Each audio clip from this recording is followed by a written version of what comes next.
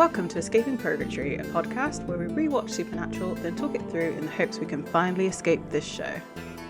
Join us each week, leave comments on upcoming episodes, and together we can escape Supernatural Purgatory. Hello. Hello. That was a very, very subdued hello. Yeah. Feeling very professional today. Like we actually know what we're doing sometimes, maybe. You'd think by now, like it's been, 4 years? You think? Something like that, yeah. Something like that. That's wild to say out loud. Yes. And we're still at it. And we're still not happy. No. No. I sense in my gut like there's going to be some announcement of a Supernatural revival this year, and we're going to both collectively go, no, not yet.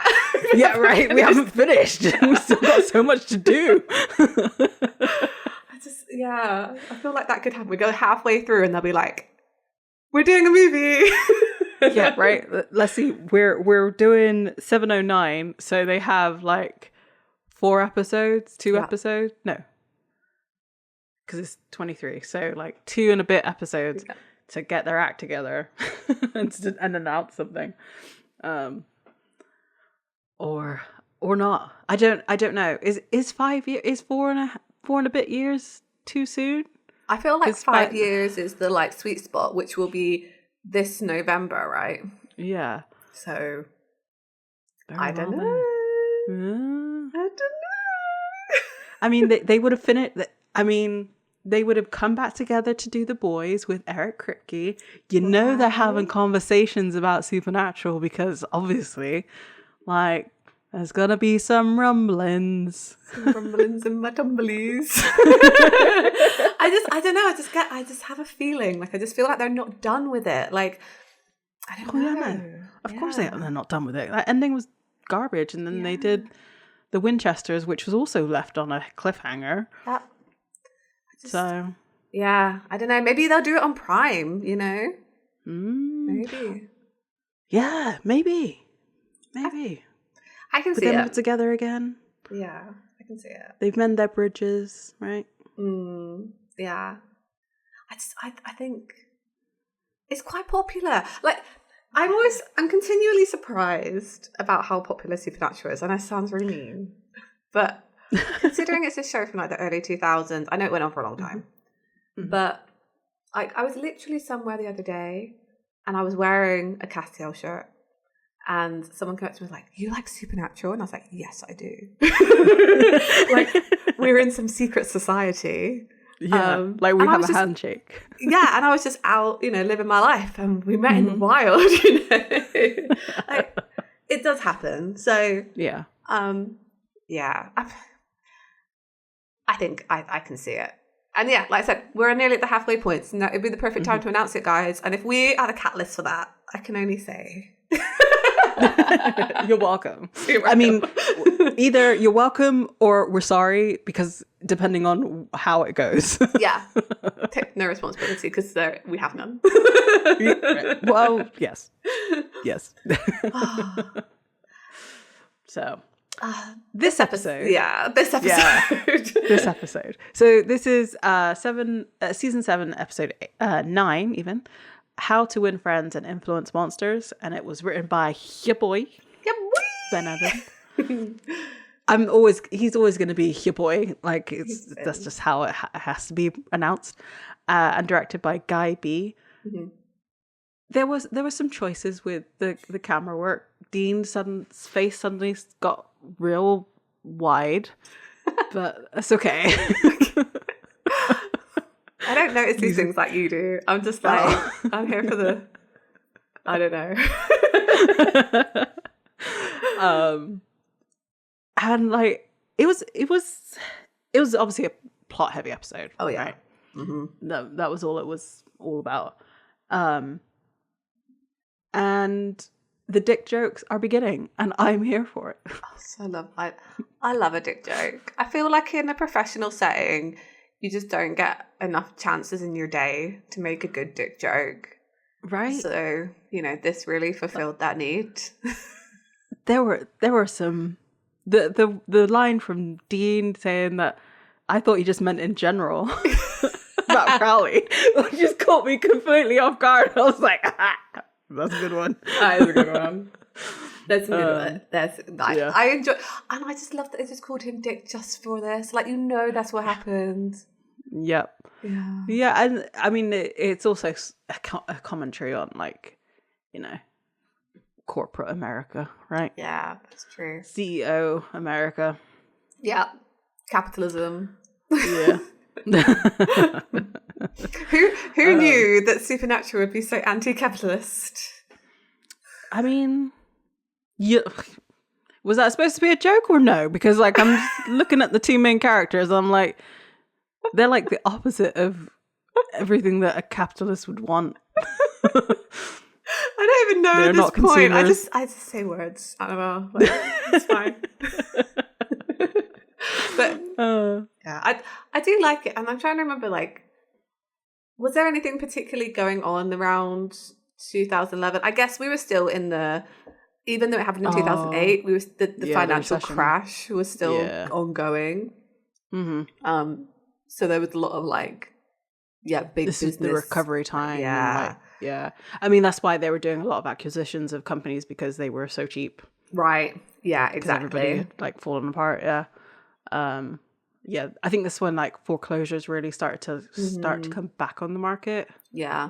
And things like that. Yeah, it was a wild time. Yeah. I remember me fresh-faced trying to find a job. It was around this time, actually, that I had decided that I no longer wanted to live in the UK, so I moved to the US. What a time to change countries. Yeah. Yeah, that was, and go back to college. I guess it was a way to avoid responsibility, and it worked for like 3 years, and then you can't run forever. Yeah, no, you can't. No, you cannot. You really cannot. All right. I don't know why I'm kind of like not hesitant, but like, I guess the feeling of the turducken has infected me through this episode, because I'm like, yeah. Who cares what happens in this episode? It's sad, and we knew it was going to be sad, and, like, yes, there's conversations in this that make it more sad, and Ben Edlund did that on purpose. So, like, I know. I was like, no, this was not necessary. Yeah. Like the Bambi reference, I just put the two and two together, because they're Bambi, he's Bambi's mum. I didn't even clock that, and you're so right. Yeah. He even got kapowed. Yeah. Pew. Yeah. It was, and the whole episode was building to that, and I just, the whole time. But the thing is, I also really enjoy this episode because there's some really funny moments in this. Right. Like, and there's some really poignant moments too, of like them just, it is very funny that the beginning of this season was so heavy. Like, I think at the end of season 6, the beginning of season 7, it was Sam. Like, Sam is saving the day. Sam is having these Lucifer things. And like, now it's like, oh no, but we have Dean. Dean's story is actually really interesting. Sam is just crazy. Like, we'll just put him in the corner and put him in a padded cell. That's, he literally, Sam says that himself. Like, I know what I am. Like, I'm fine. I have this one thing, and like, we don't need to worry about me. We need to worry about Dean, who's going through all this stuff. And I'm just like, okay, that's fine with me. But like, it's actually a kind of wild choice on their part to be like, Lucifer B-plot, who cares? Yeah, right. Dean's going through it, guys. Like, yes, all you need to know. We also need to be there to support our boy. Because I guess, because had they not established that Lucifer was not real in the second episode, then this would have been worse. But because we know Lucifer isn't actually back, and it is just in his head, I say just, but like, he can't have as much of a physical a presence or like he can't affect the world in a way, only through Sam, but Sam seems to have a literal handle on it with his hand thing. Oh yeah. Which he makes a reference to, but I love that they show like the back of his hand, because obviously they don't want to stop doing the scar like I know special effects or makeup. So, but yeah, just kind of just toss aside. Yeah. Toss aside Sam. For her, I mean, I do enjoy like the complexness of Dean's grief. Yes. Over Sam's hallucinations. But the thing is, you can make Sam's hallucinations more and more interesting. Yeah. Which they were doing in that second episode, but they decided to back away from that. I mean, I guess we kind of get Sam in the second half of this season a bit more. But yeah, it is a choice at this point, because you're like, does that not matter then? Does that not matter that he's just seeing... And they keep making reference to him seeing Lucifer and then not showing it. So you're like, well, how bad could it be? That sounds pretty bad. And like, but he's not... Even if you couldn't get Mark Pellegrino back in to like be on screen, Sam's not even doing his whole like, you know, in the third episode where he zones out and he's not really paying attention.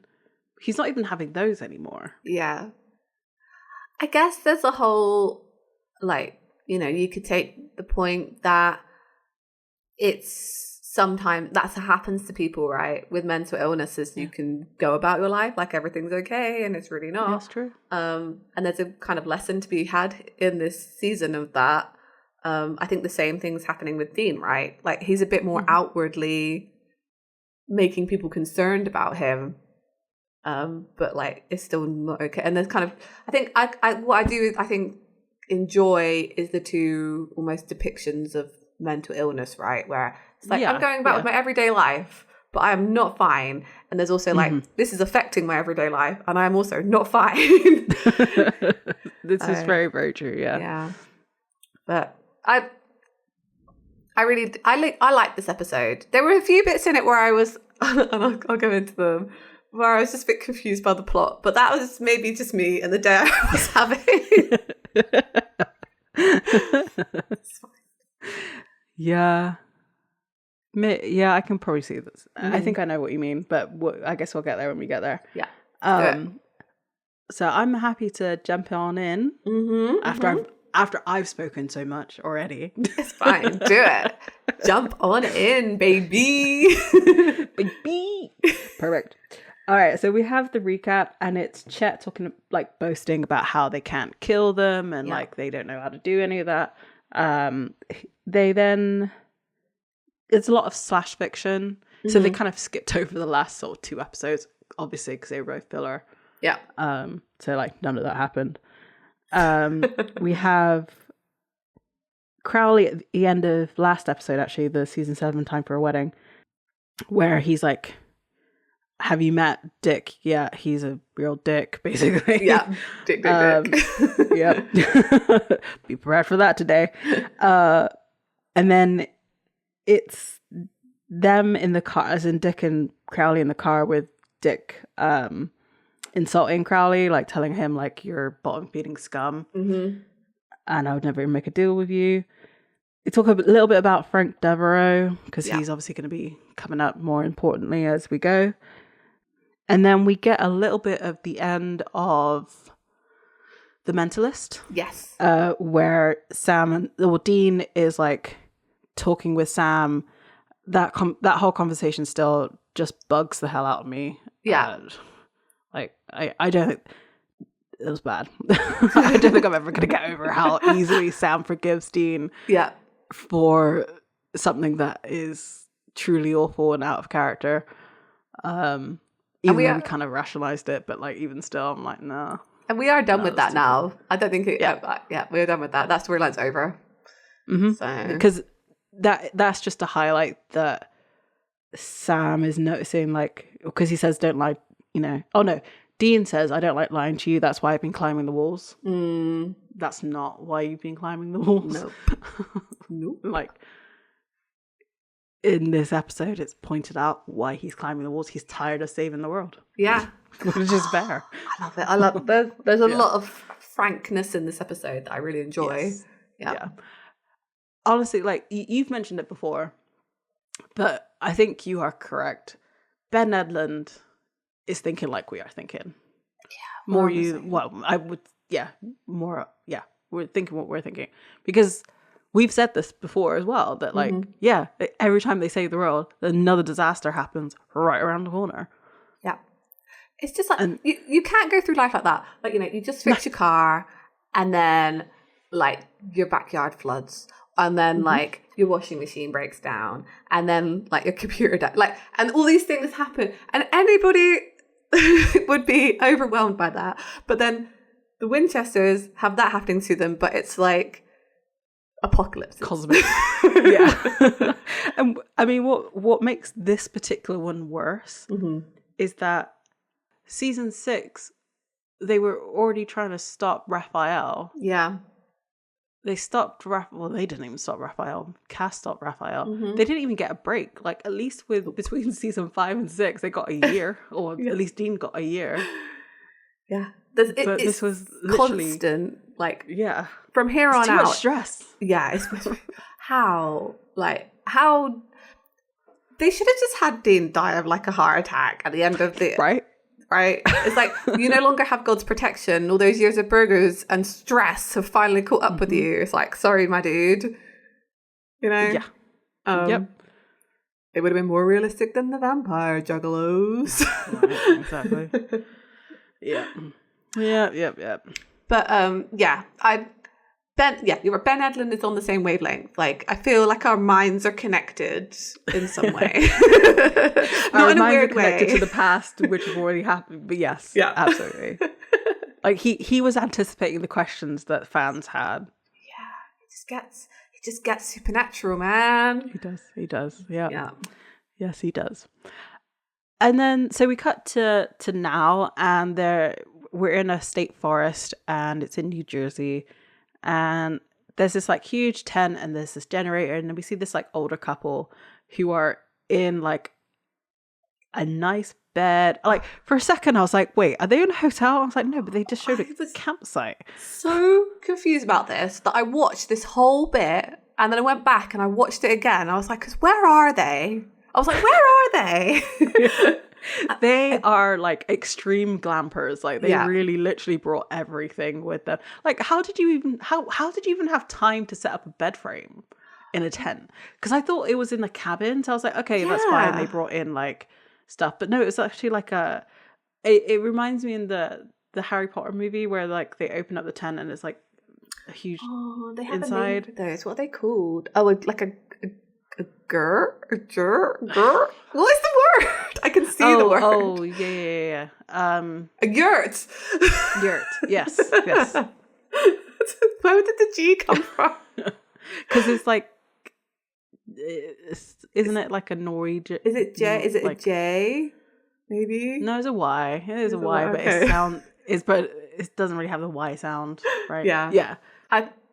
Why? Also, if you're already in a double bed, why bother sleeping in sleeping bags? Well, it's because they want to be camping. So they're camping in sleeping bags. That's why. I feel like maybe I just don't understand camping. Like, I'm really happy to go for like nice walks in nature, but between the walks, I want to be in a nice hotel. Yep, me too. Know? No, I don't want to go camping. No, I did that as a kid. I'm done. I despise camping. I did it. Did I camp with you? Did you come with us one? No. Yeah. Teenage years, camping, wet, cold. These people, they don't know. Just get a hotel. Just do it. Just get a hotel. Know? Well, I mean, obviously Ben Allen is making a point about these people. Because they're probably like early 50s, maybe. They're an older couple. Yeah. And the guy, so you're in nature. Your generator is running, so it's really loud. So it's actually blocking out the sounds of nature. So he puts in headphones to like an iPod or whatever, and it's sounds of nature, so soothing funny. Seas. So it's just like, if you wanted sea sounds, go to the beach. Go to the beach, man.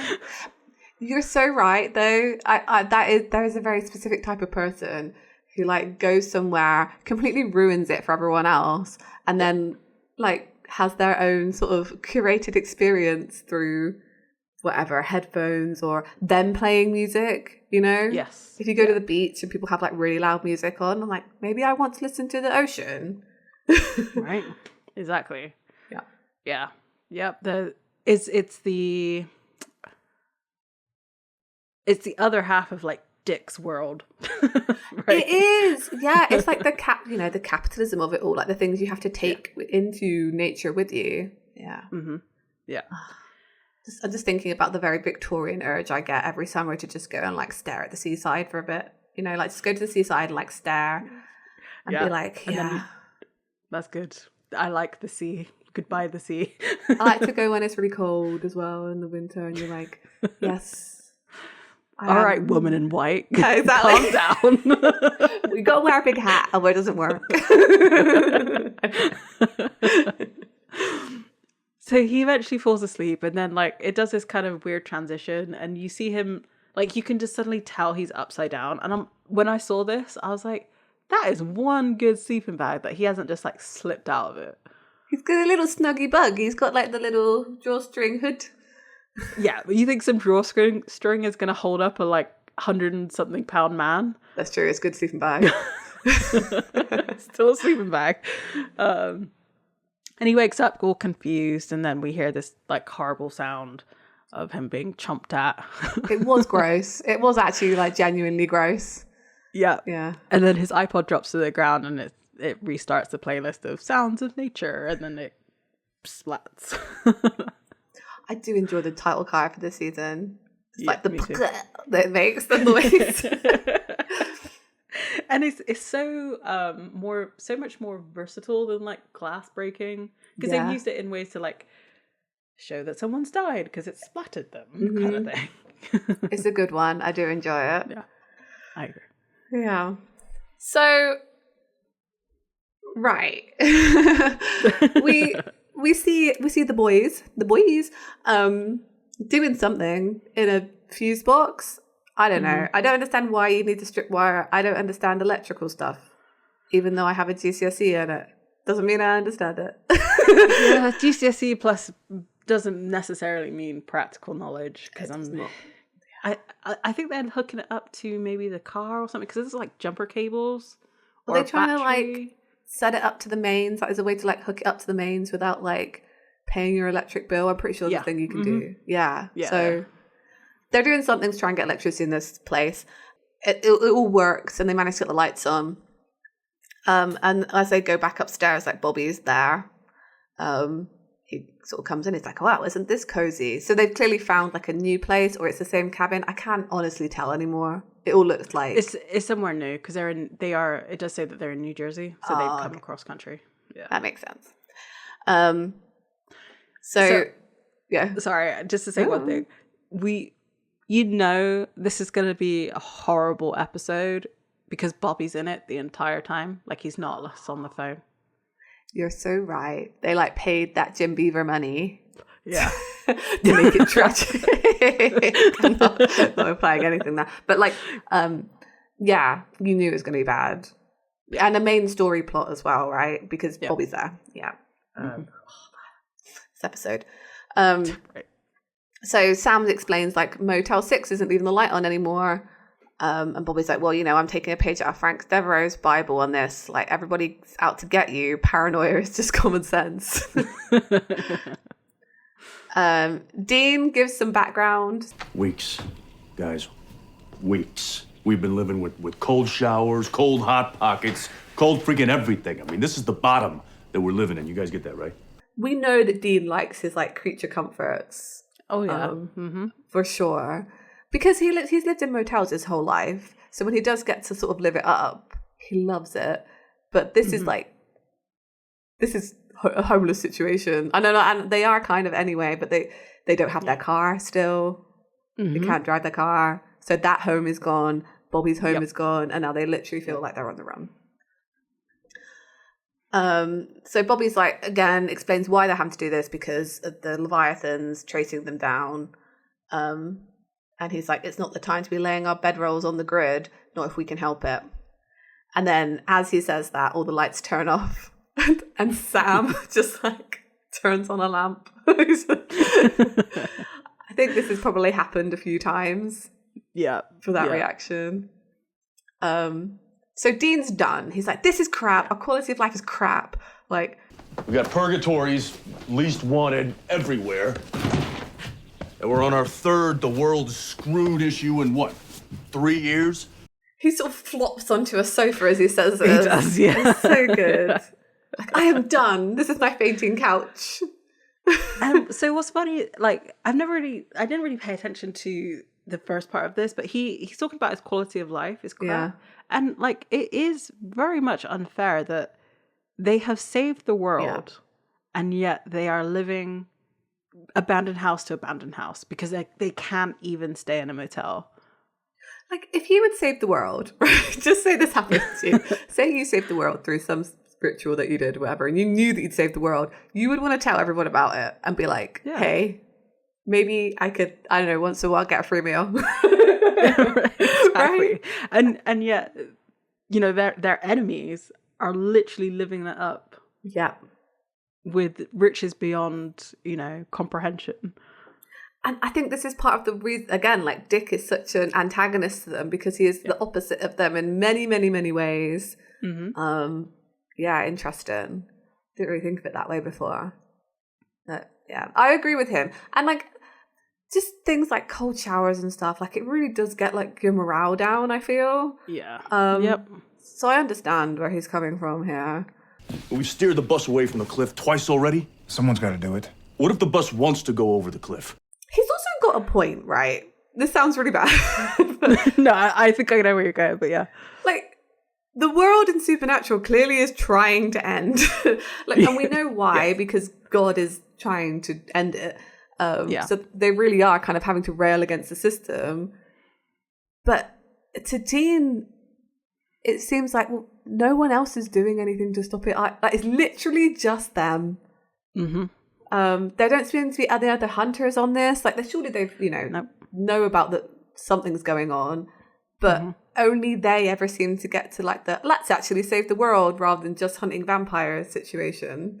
Right, yeah. Gordon. Yeah, exactly. And even Sam says that. It's like, you think the world wants to end? Dean says, I think if we didn't take its belt and all its pens away each year, that, yeah, the whole enchilada would have offed itself already. This is also Dean talking about himself. Yeah. Yeah. And Bobby clocks that at the end, towards the end of this episode. Yeah, exactly. Bobby at the moment just says, stop trying to wrestle with the big picture, son. You're going to hurt your head. There's a lot of tough love in this episode. There is, yeah. Which is what they respond to. I think part of me is like, oh, you know, it'd be really nice if they could be very sincere. And Bobby is in this episode, but he also deals out some real tough love in this. Yeah. Yep. But I think being raised by John, I think part of it would be tough love is maybe one of the only love languages that like Winchesters kind of understand. And they wouldn't really get it if it was any softer than that. And I think you start to see that with how Jodie starts to care for them, because she does sort of start with like softer maternal love, and then it's just like, actually, I'm not getting through with them. They're going to do whatever they want and like cause trouble. So let me just be like, sit your ass down. I'm gonna feed you. Yeah, and that's why she's so good with the like wayward daughters when they eventually, because she deals out that kind of like no nonsense. I'm gonna take care of you, and like, you may not like it, but I'm gonna cook you a meal. Yeah. Yep. Which a lot of the, you know, kids in that situation need. It's like, well, you know, you can go and do and break all the stuff you want to break, but I'm still going to be here, and I'm still, you know, there's still going to be a bed for you. And I love that kind of parenting. It's, you know, anyway, that's a different conversation. We'll probably have those when it's Jodie and the boys. Yeah, exactly. And we'll cry. So they talk about the fact that Sam leads us into the case this episode. There's been sightings in the Pine Barrens, a fast-moving human-like creature, and they're calling it the Jersey Devil. which I'm sure is a thing. It's definitely a thing. It is. Yeah. It is. He shows a picture of it and it looks like a typical Tenacious D demon. You know? Yeah, it does. Yeah, that's exactly the perfect description. And even Bobby's like, I thought this was like local tall tale crap. Sam says, you know, it goes back 2 centuries, blah, blah, blah, blah, blah. It has wings and a tail. There's all these like printouts and stuff that Sam has, like he's clearly been doing all the research on this. They talk about the fact that it's a cryptid said to be in southern New Jersey, often describes as a flying biped with hooves, but there's many variations of it. And something about a horse's head as well. Like it's just, it's cryptid nonsense. Yeah. He shows in the picture this creature with like the horse's head, and Dean says, of course, the sketch looks more like a Chewbacca head. And, you know, he even says like, it looks like he should be fighting like a Japanese robot.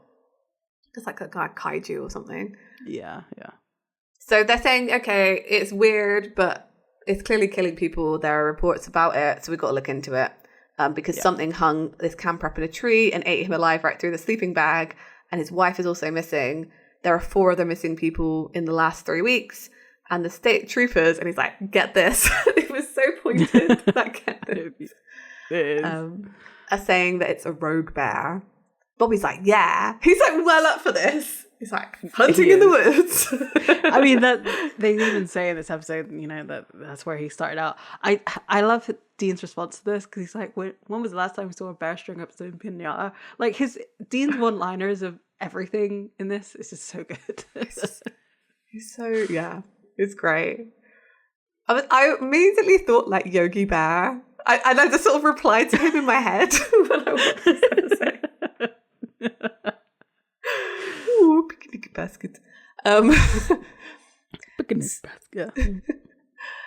So Dean replies to Bobby like, okay, Davy Crockett, like Safari's going to have to wait after our suit and tie dance to make sure it's not just some backwoods crackhead who likes to roll glampers.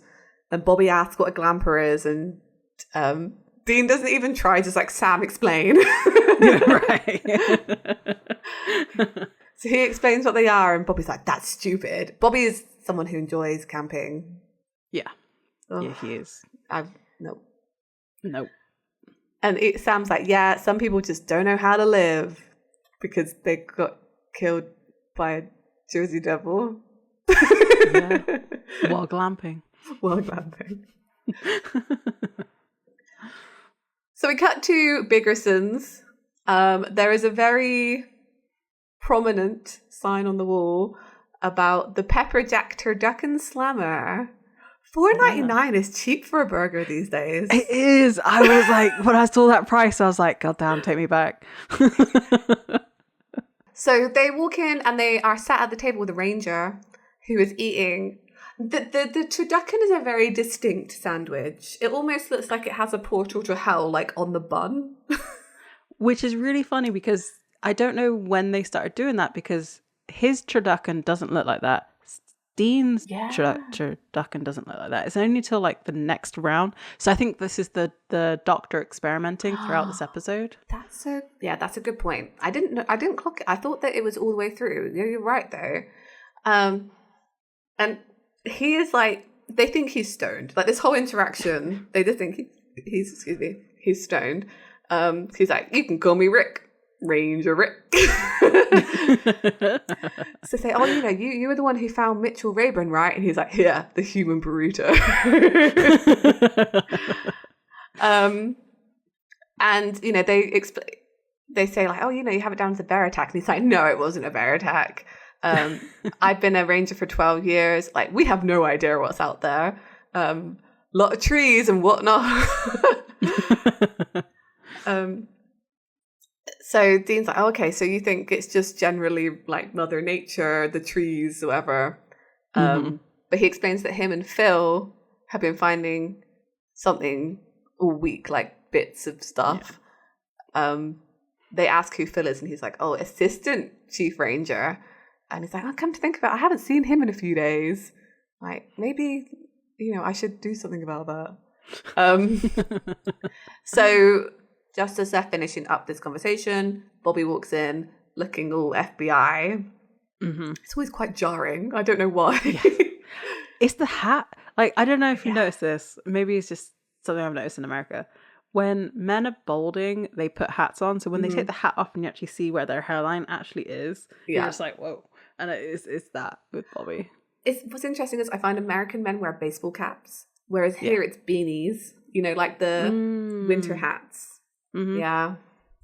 We don't generally see people wearing baseball caps a lot. Yeah. No. Unless you're like a roadman where you wear your like, what's it called? What's those flat brim caps called? Are they called? Exactly that. Yeah, it's a flat brim. Yeah. Yeah. I think maybe. I don't know. But yeah, that's so true. Mm-hmm. So they leave Ranger Rick. They go and talk to Bobby, and he's like, you know, I had a look at the cadaver. I don't have any stats on the Jersey Devil, but the bite radius is too small for a Leviathan. He's still got a ventricle and some change, so it's not a werewolf, so his heart's still there. And he's like, and a Wendigo doesn't leave anything behind, so it's none of those things. Yeah. And then Dean's like, lunch?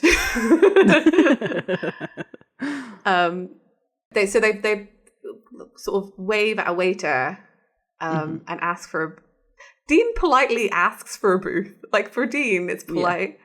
And this guy's like, a hostess will seat you. Like, he's really abrasive. Hey, douchewad. A hostess will seat you.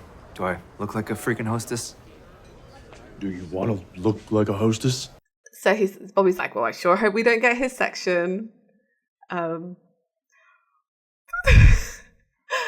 they get their meals. So Sam gets his Sidewinder soup and salad combo, and the server calls him Big Bird.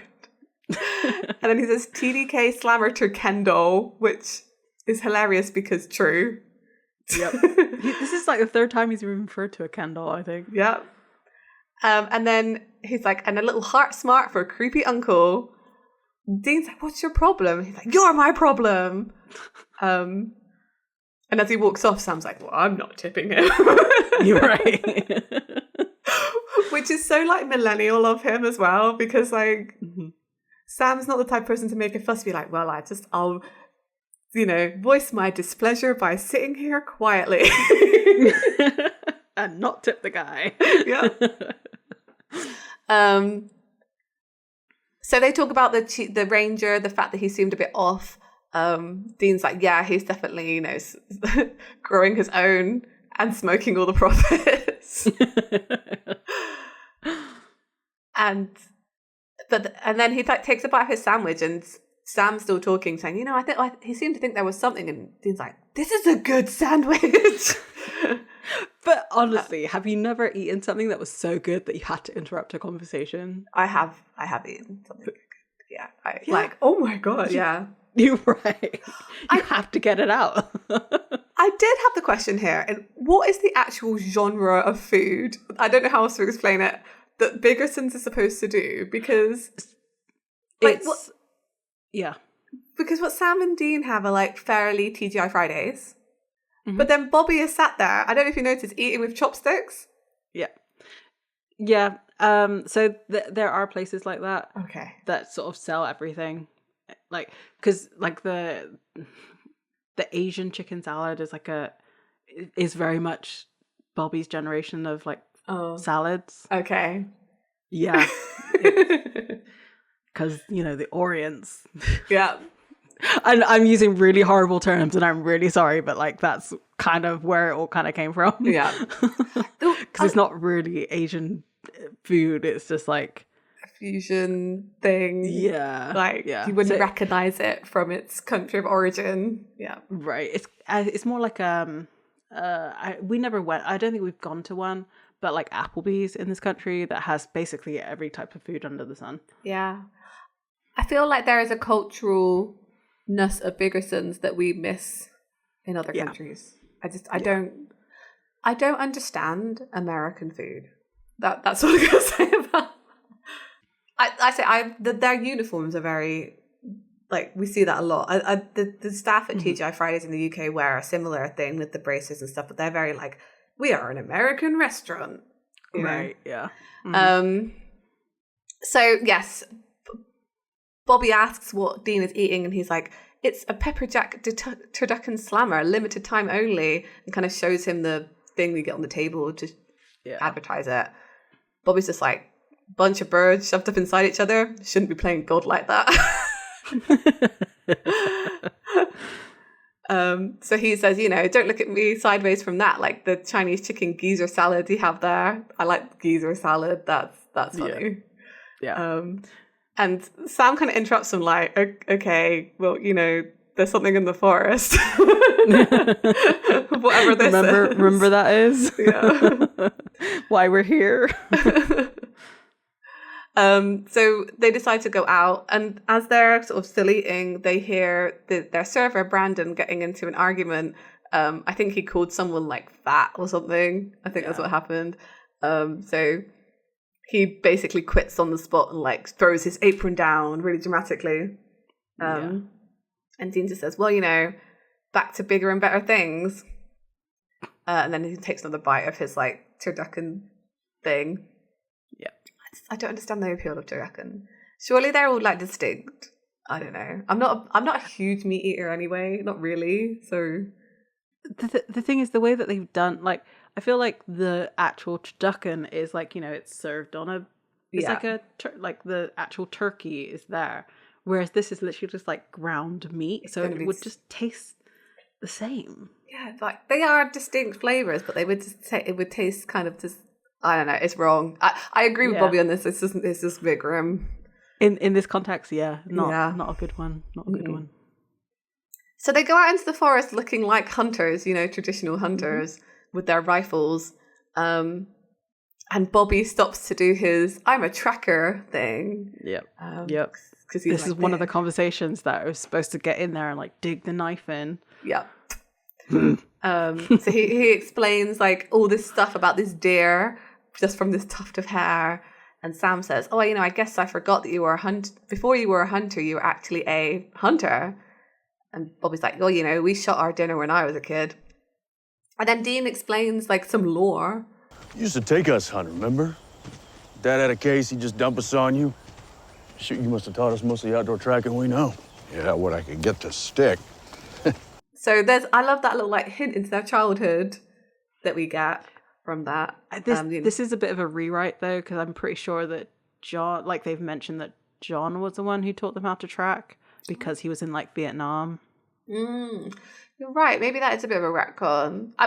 They say most of, so I guess you can kind of get away with it, but yeah. Yeah.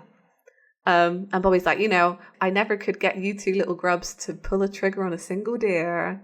Aww. They're big softies, I can't imagine Dean shooting a deer, to be fair.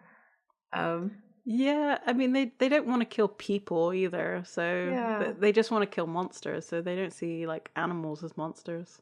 I really like that little thing, because Dean's like, you're talking about Bambi, man. You don't shoot Bambi, jackass. You shoot Bambi's mother. And I can't believe you said that at the beginning of the episode, because now I'm like, the foreshadowing. Ben Edlund, you genius, horrible man. Son of a bitch. Yeah, son of a bitch. They suddenly see a bloodied arm hanging from a tree, and Dean says, looks like we found Phil.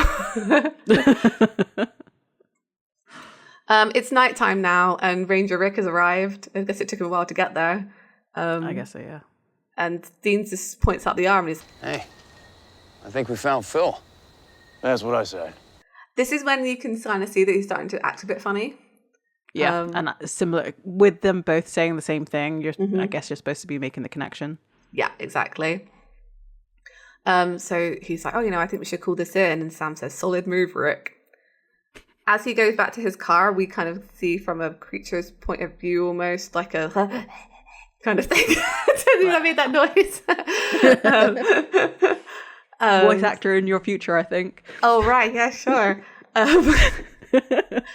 And he's talking to them on the radio, and he suddenly gets dragged off. And Sam just shouts, Ranger! And they don't even really try very hard to get They do back. not. Yeah. For a second, I was like, is Ranger, because I didn't catch that his last name was Evans, and I was like, well, Evans could be a first name. I was like, wait, but what happened to Ranger Rick? I didn't realize this. I kind of knew it was the same person, but not really. Yeah, fair. So then it carries on, and that's when Sam's really yelling out for Ranger Evans, Ranger. Yeah. Then Bobby's like, he's gone up into the trees, lights off, and they're like, what? Why do you want to do that? He says, shut up, shut off, and listen. And they do that, and you hear these nasty munching noises. Ew. It's gross. Yeah. And then Dean's like, man, I liked Rick. Aw, he had a blend. He did. And then Bobby has this super badass moment. He closes his eyes and then just like shoots the shotgun, and this creature falls down from the trees. And Dean's like, wow, nice shot. Like, there are more things that are happening here that's just like the running commentary is what is giving it away, because like it's supposed to be like it's almost like Dean, but like Dean just like a little more relaxed. Yeah, exactly. Yeah, exactly. You can tell, like, Sam looks horrified. He's like, but Dean's kind of just chill. Yep. Because the thing looks really gross. Like, we haven't had a gross looking monster in a moment. And and Bobby just says, we all have our gifts. And Dean asks about the rest of Ranger Rick, and like Bobby's like, well, look, he already called in the alert, that his own will find him. We've got crap to do. So they return to the house with the creature, and like Bobby's like, built like a supermodel, but the thing was strong. That's for damn sure. Carried a full man up a tree in nothing flat. But then they're pointing out all the inconsistency, that like just a regular bullet took it down. It wasn't even silver. But then just as he says that, the thing like bolts up and starts to attack them, and they all just like pull out their guns and start shooting. I thought that was really fun. It was a bit of a male fantasy moment, I think. It's such a movie trope, isn't it? When something twitches and they're like, pow, pow, pow, pow, pow. Yeah. It was like overkill. Because I think all of them emptied their clips. Yeah, pretty much. So I didn't get this reference until like they found out what his weight is, because it doesn't look like the clothes are hanging off of him. No. Because he says, all right, we'll let's check Hulk pants for some IDs, implying that like when the Hulk shrinks back to I was gonna say Mark Ruffalo, but that's not right. That's the actor.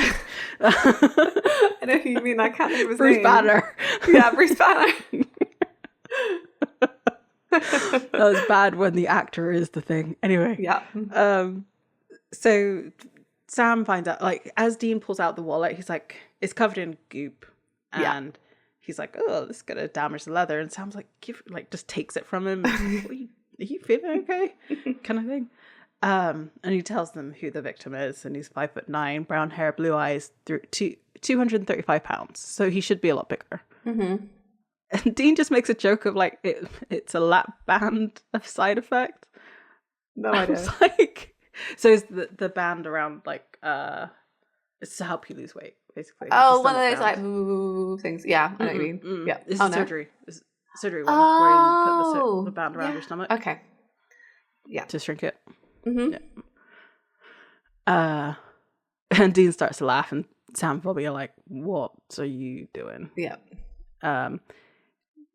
Bobby just gets a stick and like some grey goop comes out of it, and this is when I was like, oh god, the sandwich is coming. The sandwich is coming. And they decide that they're going to do an autopsy. And as they cut him open, they're like finding more of this grey stuff covering all the organs. Yeah. And like they're sort of talking about it. And they find various things that this guy's eaten, clearly because he's just so hungry that he's just eating anything, like a pine cone, gum with wrapper, a cat's head, which was wild. Oh, disgusting. And like Bobby's like, a glamper or two is one thing, but you got to be damn hungry to eat that. Yeah. I do love the fact that like Bobby just says, "Look, I'm no Dr. Oz," and it's just like, yeah, Dr. Oz has no credibility these days. True, yeah. And he pulls out the adrenal gland. I don't know enough about the human body to know where the adrenal gland is supposed to be. I know. So I think if I remember my anatomy correctly, I think they're supposed to be like on top of your kidneys essentially, and they're very small. But so these are huge and black and gross. So they're clearly massively enlarged. Yeah. Eek. I probably got that wrong. Someone's going to correct me, and it's fine. Yeah, it sounds right, but whenever people talk about glands, I'm always like, that's brain, but no, that's not true. So Sam's like, oh, that's probably why he was so strong, because of like of this, the adrenaline going through his body, essentially.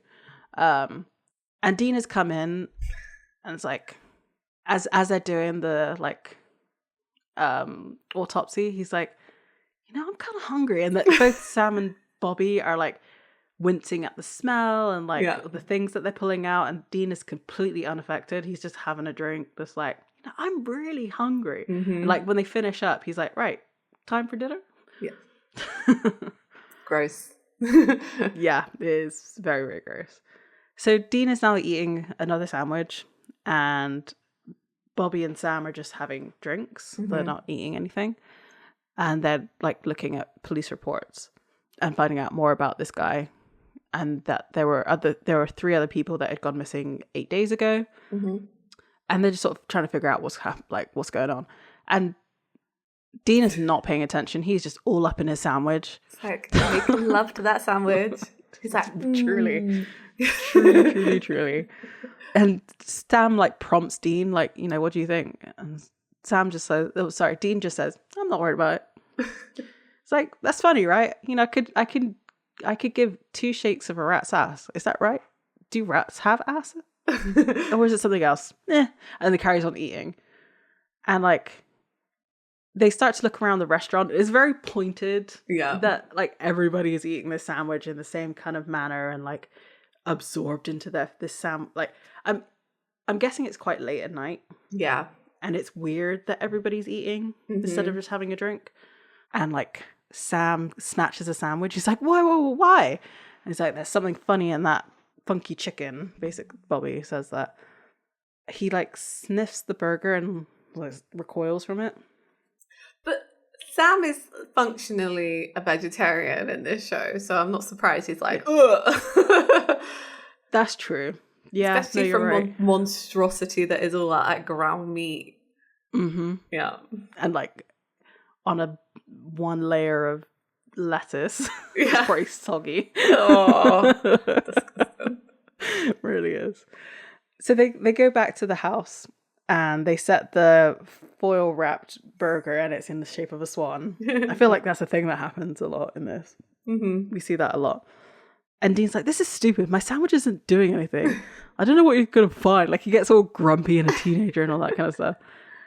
There's something wrong with you, Dean. Are you kidding? I'm fine. I actually feel great. Best I've felt in a couple months. Cass, black goo. I don't even care anymore. And you know what's even better? I don't care that I don't care. And his like face afterwards, he's like, ugh. Like it is very like teenage, like yeah and what? And Dean needed this mental break this episode. He really did. But like, it's just sad that like he had to get it by having like drugged food. Also, the fact that he mentions Cass and like one of the things that he doesn't care about anymore. Telling. Yeah, as in like he's been on my mind every single day since he exploded in the reservoir. He didn't even say anything about the world ending. He was just like, Cass, black goo. Yep. Dean. Yep. Telling on yourself. Yes, you are, Dean. And also, like, I mean, they're one and the same, Cass and black goo, because Cass brought in the black goo. hate the black goo. Hate that the black goo haunts Cass from this day forward. Yeah, you're right about that. It's the consistency of it just changes. Yeah. Where the Leviathan are a bit more like, I don't know, liquidy. It increases in viscosity. Yeah. As the feelings take hold. Yeah, maybe the goo is like a metaphor for. Oh, I don't even know anymore. I'm clutching at straws here, but like it follows him a lot. Sam points out that he's completely stoned, just like Ranger Rick. And Bobby then also says, like the rest of the diner at Biggerson's, everyone's just loving the turducken. And as they look at the sandwich, it bubbles grey goo. And I was eating a slice of pizza when this happened. And I was like, I think I'm going to be sick.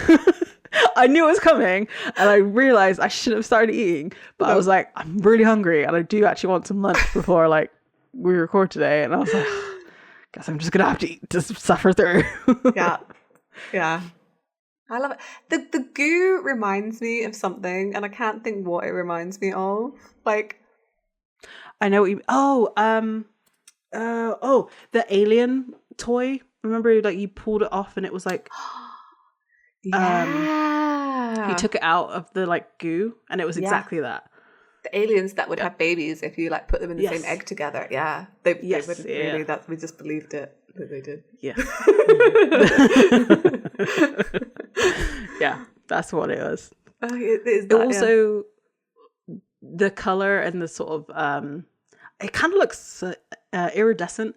Kind of reminds me of like the exercise balls, the grey ones as well. Yeah, I think what it actually is, I think it's grey cornstarch. I think that's why it has that weird like consistency. But I don't know enough because as I watched this, I was like, oh, I know how they did that special effect, like with just like just pumping it so it goes like bleh through a pipe. Yeah, it's so clear.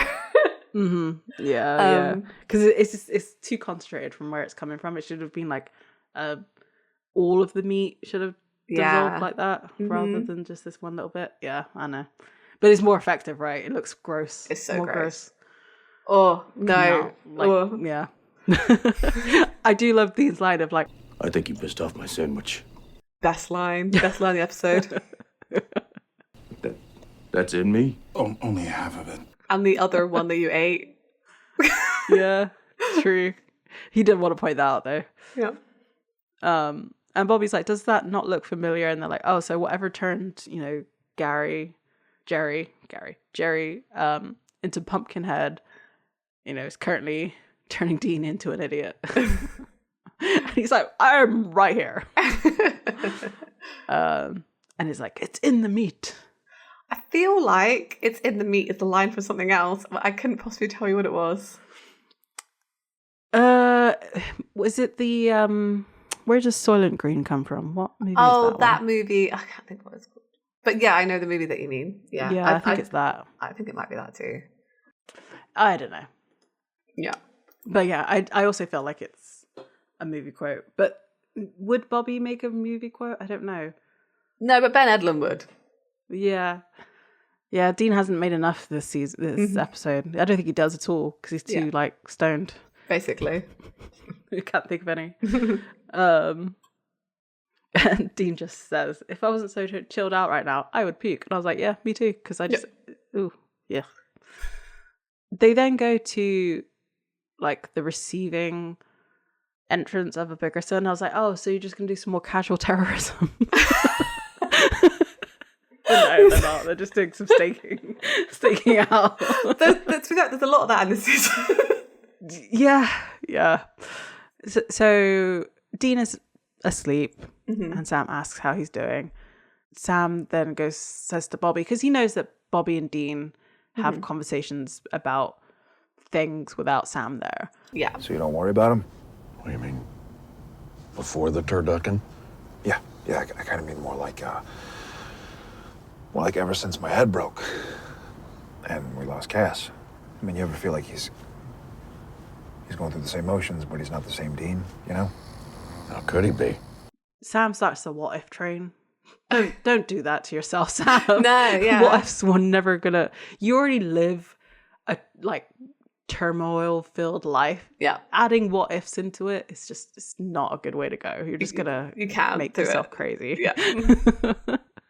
You know, you worry about him. All he does is worry about you. Who's left to live their own life here? So he's asking about Lucifer, like in his head. Yeah. Like, don't you already have enough to worry about, Sam, without worrying about your brother too? Sam's like, I don't know. Seeing Lucifer is fine with me. And he's like, what? It's like, I'm not saying it's fun, but it's sort of like a best case scenario. And he starts to like press his hand. At least all my crazies under one umbrella, you know? I kind of know what I'm dealing with. A lot of people got it worse. And I'm That like, is so Sam. Yeah. There was something that he said at the beginning of the episode that, like, you know, somebody's got to save the world. It's like, you don't have to always be the hero. You don't have to self-sacrifice all the time. But, Like, he's saying this is the best case scenario. And then the best case scenario would be you getting out of hell and just, you know, being fine. No apocalypse happening. Mm-hmm. Like, those are the what if questions you should be asking about yourself. Yeah. Not about what if Dean did this and what if Dean did that. Yeah. Like, no. You need to start to learn to control your own actions and not worry about the actions of others. He very much has a mentality of like, well, if it's got to be someone, it might as well It's be gotta me. be me. Yeah. Poor Sam. Yeah, I know. He's got like the world is on my shoulders and like the world is on my shoulders and nobody understands, but it's like actually Dean is the one who is really holding a lot of that as well. Mm-hmm. And you want to take on more, but like also you don't. I don't know. It feels a little woe is me, but like woe is me, but don't feel sorry for me. Yeah. But like also it's justified, but still don't feel sorry for me. Like it's very, I don't know. His situation is complex, I would say. Yes. Yeah. And I think the like, not brazen, but like the way he brushes it off kind of just irritates me. I'm like, you can do something about it, you know? I do think part of this is Sam almost feels like he deserves a punishment, I think, for the whole demon blood situation. And Yeah. I mean, apparently 1,000 years in hell isn't enough. Because But then I think at the same he's time, like, he also accepted it, right? Because that's what he was saying in one of the episodes a few episodes back. He was like, I went to hell. That was my punishment. yeah, No, I I'm don't okay. know. But he's still not okay. And I think part of that is still like this martyrdom of like, I have to go through this because I'm a terrible person. And it's tough. Because he's always trying to make up for what he did. And it wasn't even that bad, Sam. It was like... Right. Right, yeah. Well, I mean, was he really drinking demon blood, or was it just blood of the people? Right. But there's a lot of coercion involved, you know, in that whole Yeah, situation. it's He's not to blame for any of it, really, in my opinion. So he shouldn't just forgive himself and move on. But no, Sam is very like, no, I must be punished for my sins. And I think I said this a few episodes ago. He spends the rest of his life making up for this. Like, and it's like, you did it, man. Like, 6 seasons ago. By the time we get to season 15. So yeah, I don't know. I appreciate this conversation between them. I really like it. I do. Yeah, me too. I do, because it points out that like though Sam and Dean may not communicate with each other, they are actually on the same page. That's the most frustrating thing about it. It's like if you actually just had a conversation, you realise that you both are feeling and thinking the same thing. Yeah, exactly. Yeah. I mean, there are two of these conversations in this episode, one with Sam and Bobby and one with Dean and Bobby. Yeah. And I think it just shows how he cuts through their bullshit. He does, yeah. Yeah. And that they do really need him to like be that grounding force for them. I've been like, do you want to just quit it?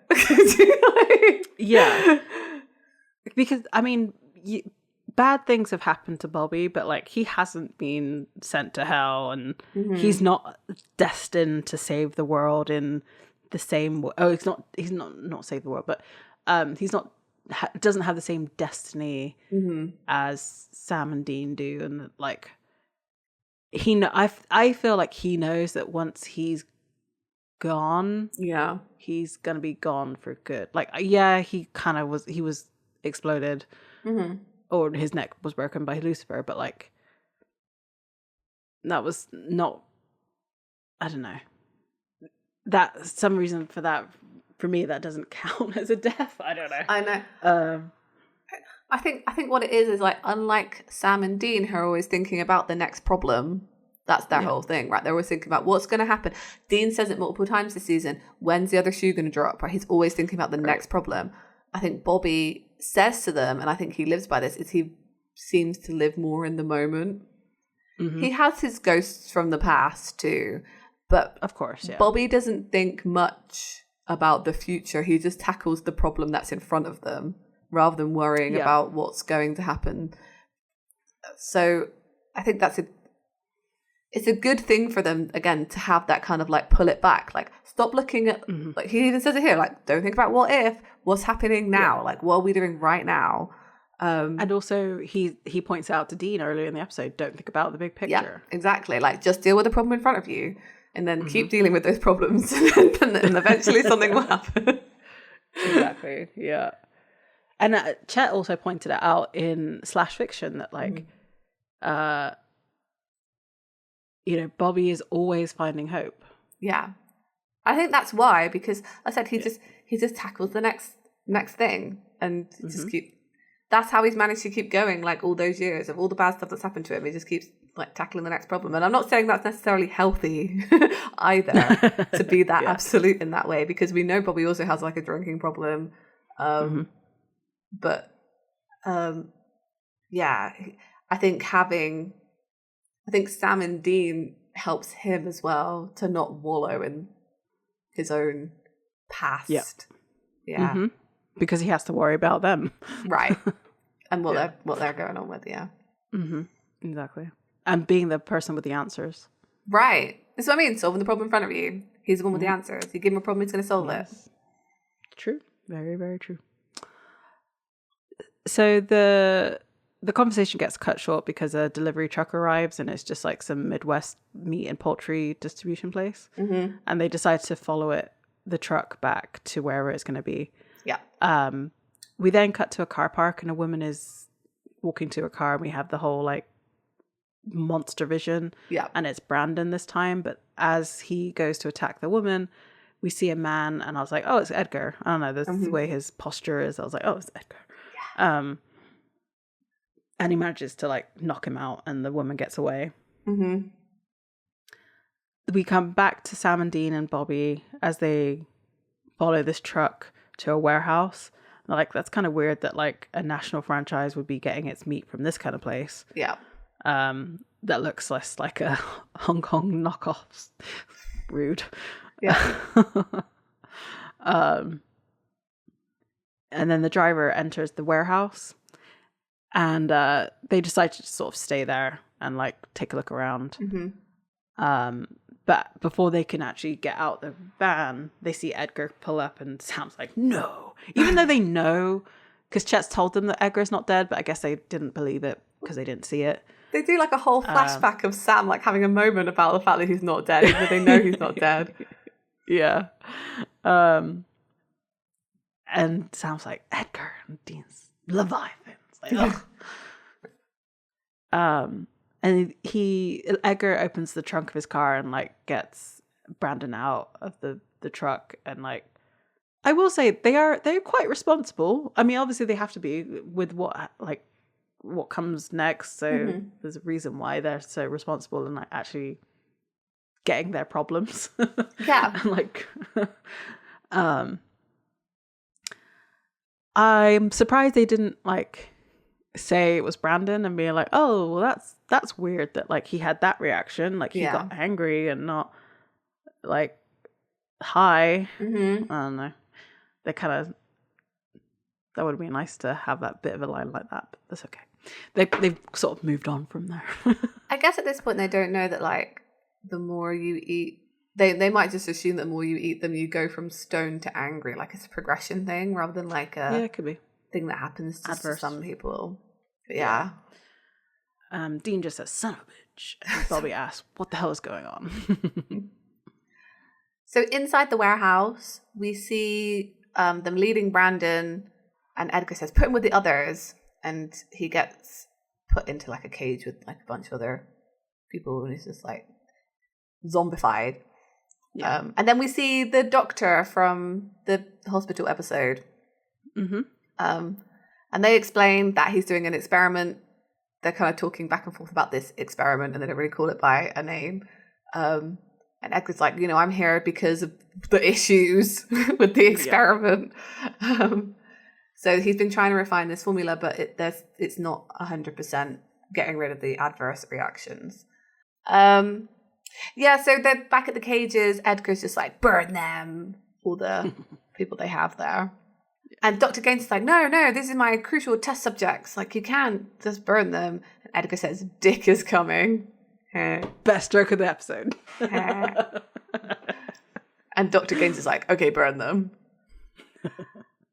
Outside, Dean and Bobby are in their car van thing, and they're talking to Sam. He's like, there's nothing happening back here, so he's away from them. And he's like, okay, finish circling and head back. So this is the perfect moment for Dean and Bobby to have a conversation while Sam's out of the picture. Yep. So Bobby asks, how's your head? And Dean says, it's wore off. Between that and the 20 cups of coffee, I'm nicely tense and alarmed. Right. He's like, God damn it. It was nice to have like 24 hours of none of this. Yeah. Just like, I feel maybe, Dean could have done with some recreational THC, just occasionally. Just occasionally. I mean, he at the beginning of the test season, he did have his broken leg, so he was on the strong painkillers. Yeah. So, yeah. So, he's like, Bobby's like, I wasn't talking about that. And he says, don't go all Sigmund Freud on me. I just got drugged by a sandwich. I want to talk about your new party line. The world's a suicide case. We save it. It just steals more pills. Bobby, I'm here, okay? I'm on the case. What's the problem? I vibe with that so much, that line. I know. I'm at work. What else do you want from me? What more do you want from me? I'm here. I'm doing my job. I'm doing it well. You can also ask me to smile. That's what I feel from this, right? Exactly. Yeah. And Bobby says, like, I've seen a lot of hunters live and die, and you're starting to talk like one of the dead ones, Dean. And Dean says, no, I'm talking the way a person talks when they've had it, when they can't figure out why they used to think that all of this mattered. Oof. And this is the tough love portion of this. And I was like, Bobby, no. Because he says, oh, you're not a person. He's like, no, you tried to be a person with Lisa and Ben, but now you're here with me and a van full of guns. Like, this isn't person behavior. Yeah. He's like, you're a it's, I don't know. I don't know. Yeah, I agree. I don't know. Because I feel like he is a little bit softer with Sam. Yes. Because the way that he was talking with him about like, you need to live your life, basically, is what he was kind of getting at. Like, you need to stop worrying about Dean. Dean needs to stop worrying about you. Whereas here, he's like, oh, boo-hoo, be the job. I know what it is, I think. I think he's angry at him for getting back into hunting. Because he says to him, like, you were the happiest, you got out. I've never seen anybody get out. You were happy, and why are you here? Like, when he first came back. Yeah. And now to see him unhappy with the choice that he made to come back to hunting, like, it wasn't really a choice, let's be honest. Yeah. It's kind of like, you gave it all up for what? Like, now, and to give up again? Right. I mean, I guess this is Bobby's way of saying this is the thing. Well, he does actually say it. This is the thing that you need to live for, basically. Yeah. Because I can't remember when he says that, but like he basically says like, if you keep on this way, something's going to get you because you're not paying attention. Like you need to get your head straight. He's like, Now, you find your reasons to get back in the game. I don't care if it's love or spite or a $10 bet. I've been to enough funerals. I mean it. You die before me and I'll kill you. this is like, I think this is a tough love that Dean responds to, like I said, because he was raised by John. Yeah. Of like reading between the lines of the anger. Of, I do actually care about you. You need to listen to me because what you're doing is dangerous. Yep. And then Dean just turns it around on him, though.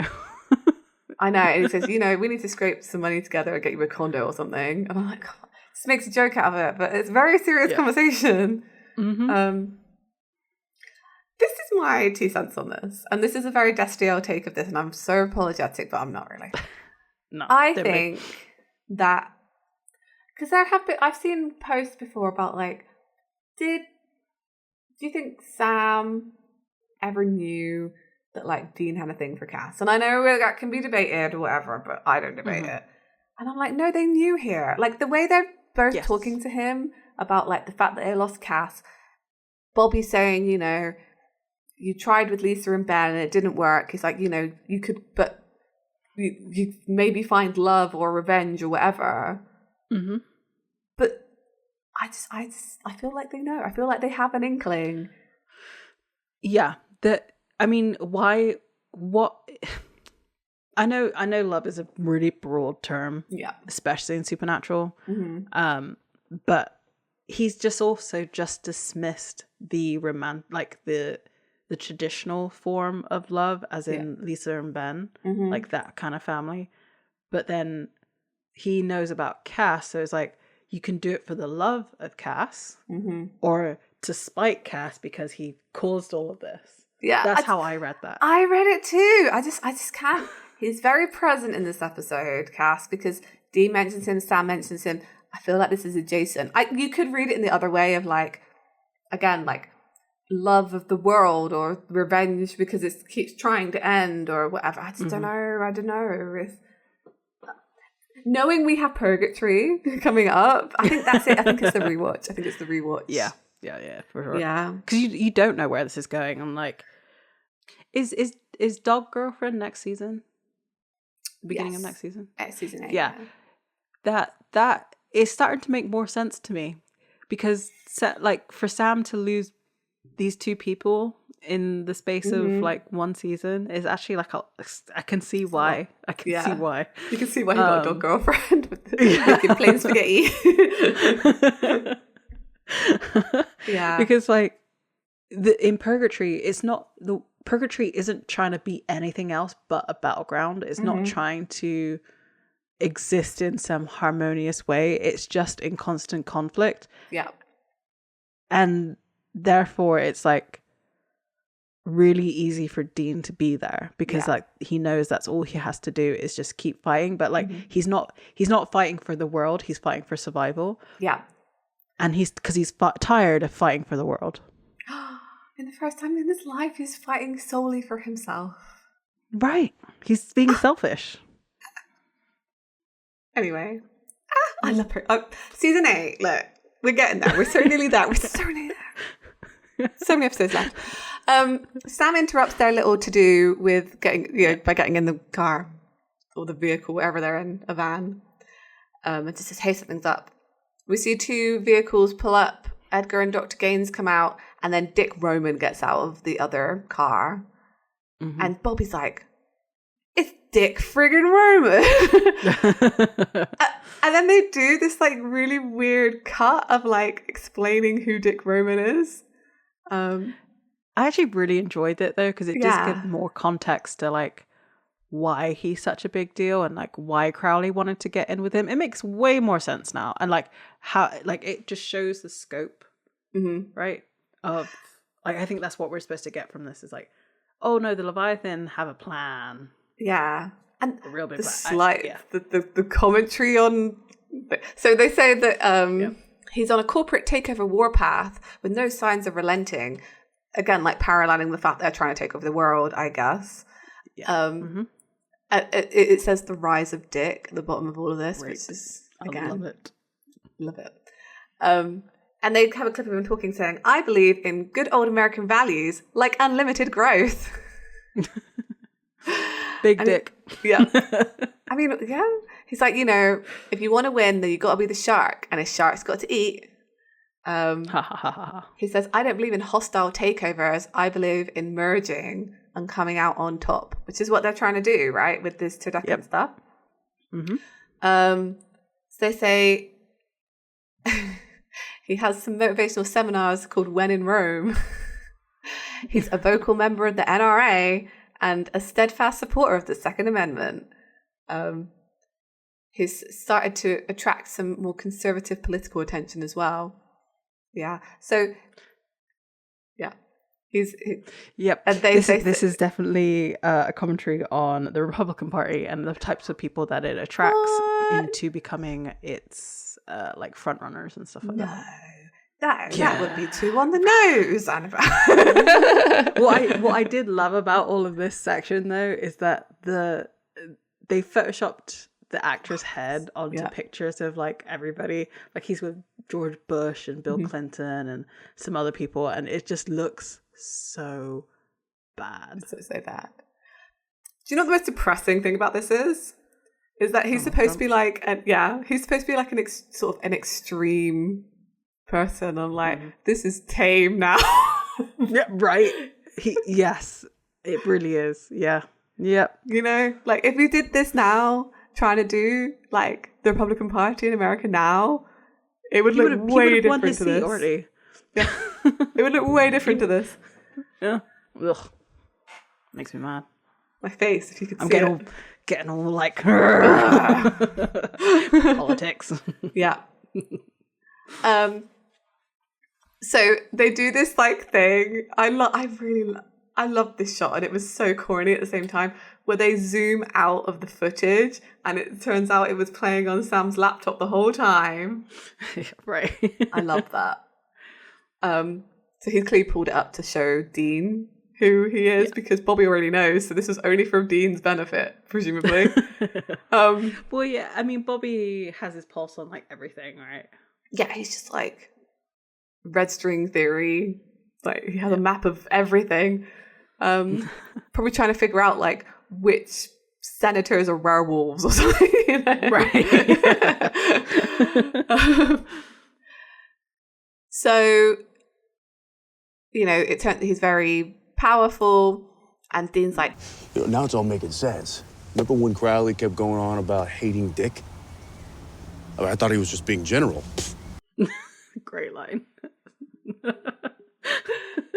Anyway, everyone knows that Crowley in Supernatural is bye. Yeah, right. But I think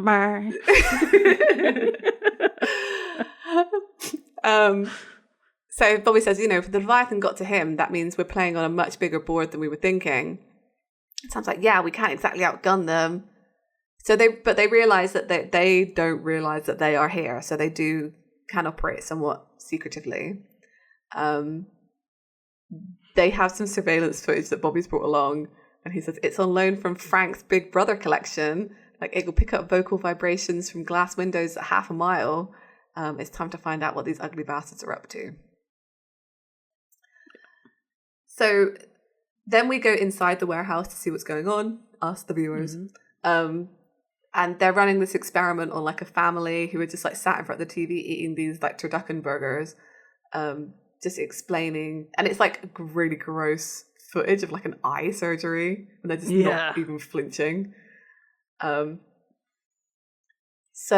the doctor is explaining that it has a near 100% rate of effectiveness. It's like they crave the sandwich, and it starts to work on their DNA, slowing their metabolism, causing weight gain, dampening of emotional range, which makes them complacent. But if you leave it out, like it turns back into goo. And then Dick says, You know what I love? Anything besides handball and a really crisp Chardonnay. I love this actor. I do actually. Like, I did not appreciate him the first time I watched this, but he delivers these lines of like, the thing is, again, current politics. I thought there was once in my life people didn't actually speak like this, but they do. So they do. Yep. Yeah, they do. She's like, I love progress.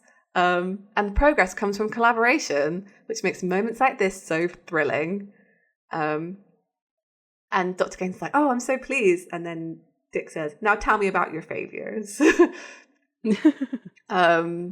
So he knows everything, which I'm not surprised he knows everything. And I feel like the Dr. Gaines is also well surprised he knows everything. But I think he was hoping that he didn't, but knew that he would. Right. And like he's clearly someone who's very involved. So like he probably reads every report that comes across his desk. Yeah. Let's be real. I think so. Like super involved. Micromanaging. Yeah. Well, I don't think he micromanages. I think he lets them do, because he talks about like collaboration and stuff. True. So like he trusts people to do their work, but like don't fail. Or else. Yeah. So yeah, he explains that he knows all about it, and eventually the doctor gives up. Dick actually tells him, like, you know, I asked for complacency, not complacency and a 0.03% margin of hyperadrenalized cannibalism, which is such a small amount. So small. So the doctor never had a chance. This was always going to fail. And he just says, I have this under control. There's like a woman with them who's clearly Dick's like PA in some capacity, and she holds up the newspaper, which we didn't talk about actually at the beginning, but there's this newspaper with this headline that was clearly written by someone under the influence of turducken. Yes. Because it says like, camping season harshed by human burrito, which I love that headline so much. I think it's harsh by. It's like nobody says that. Nobody says harsh. Not anymore. Did people even say that in 2011? I don't think so. I don't think so. So he's like, you know, Dick says, Have I ever mentioned how I feel about our little forays making the papers? But again, collaboration. Progress. I want to turn this little mistake into a big, fat, teachable moment. Will you help me with that? Well, yes, of course. Outside the warehouse, they are surveilling the warehouse. Sam, Dean, and Bobby, pretty much. Bobby notices them having a meeting, so he zones in on that. So we know that he's listening throughout this whole next situation. Yes. So his PA says like, oh no, I'll reschedule the senator for lunch on Tuesday, and you can deal with the archdiocese in the afternoon. So cementing that he's important. Yep. And the doctor's trying to explain himself like, no, Lou, I have done a good job. But Dick's like, no, we're shutting you down because of the one golden rule. And the doctor says, don't make the papers. He's like, no, the golden rule is there's no such thing as monsters. So they are really trying to like fly under the radar.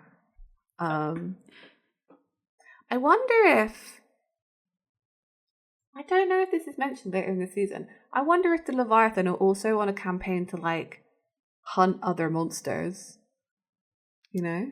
That's a good point. Well, so I mean, he did make the mention to Crowley that like if he wasn't so busy, he would go after demons.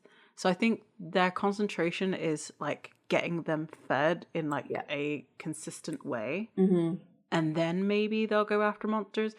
But yes, actually, I think there is, because Rick Worthy comes back, and I'm not sure if it's this season or not, because obviously they're threatening their food as well. Do you know what's so funny? Rick Worthy mentioned, I was watching 911 the other day. Nice. And I was like, I know that actor. I was like, that's Rick Worthy. So Dick's not happy. He's like, how can I use your mistake to communicate this to all of your co-workers? And the doctor is pleading for his life at this point because he knows. and the woman opens a briefcase and brings out like one of those lobster bibs, which wild. And he's like, "You're bibbing me?" And she takes it out with like a reverence, like it's a big, like it's so good the way they set this up as like a terrible punishment. And we just see the doctor like bring his hand to his mouth, and Bobby's like, "Wait," because he's listening to him on the roof. We see the doctor's mouth transform into Leviathan mouth, and Bobby just says, "I have officially seen it all." He's like, he's making the doctor eat himself, and they're like, "What?" And Bobby's like, and then he gets punched, and Bobby never gets to finish his sentence. We don't know what he's doing. Nope. So, like, at what point does it stop, right? With the Leviathan eating itself? Because the evidence that we have left of it is just like a bib with black goo. But like, I thought the same thing. I was going to say the same thing. When, like, did like, oh, I forgot I was wearing makeup.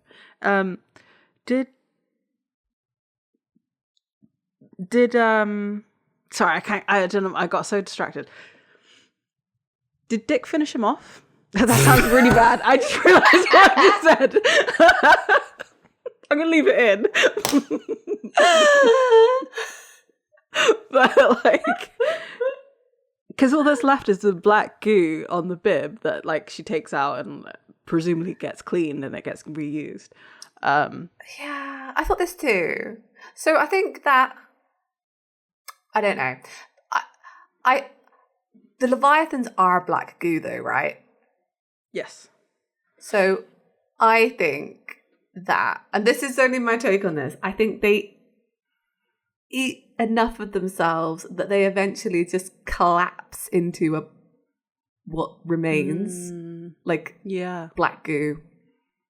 That's my take on it. So like they would eat and be like gross, it'd be disgusting, and then when it eventually reaches a critical mass, it just dissolves into like black goo. Yeah, I can see that because they take on whatever they consume into the black goo. So eventually, the black goo is all that's left. Yes, I think that's what it is. Yeah. That's my take, but because I can't otherwise picture that in my mind because it's too disgusting. Yeah, no. So we then cut to Dean and Sam at the top of where Bobby was, and they see that Dean goes, "Oh, they've got him." So they're sort of trying to devise a plan that, like, you know, there's at least 4 of them in there, and we don't even know how to kill them. But then they see like a chemical cleaning or industrial cleaning company come by. He's like, "Yeah, we may not know how to kill them, but we know how to like give them quite a shock." We then we go back into the office, and Bobby's like acting like he's asleep, but it's kind of like looking around as Dick is like signing papers, and like the assistant is like saying that the jet is on standby in O'Hare. Thursday morning you're closed with the land acquisition. And he's like, "That's fine." And then she hands him a box that says, "This came this afternoon." Dick's just like, Dick is so overconfident. He's just like, "No, you're not tied up. You know, why, what's the point? Like, you're so beneath me that, you know, you're not going to get past me. You're not going to do anything." Yeah. He just asks, you know, "How's your head?" No, I was going to say something because they asked a few times, "How's your head?" in this episode, and every time I hear it now, because I watched too much Drag Race, it's just like, was it intentional? Was it another dick joke? Well, so it was another dick joke because they also use that in Elvira, because she gets hit in the head with a letter from the cinema, and he says, "How's your head?" and she says, "No complaints yet." I love that line. Right, exactly, and that's what I thought every time they said it in this episode.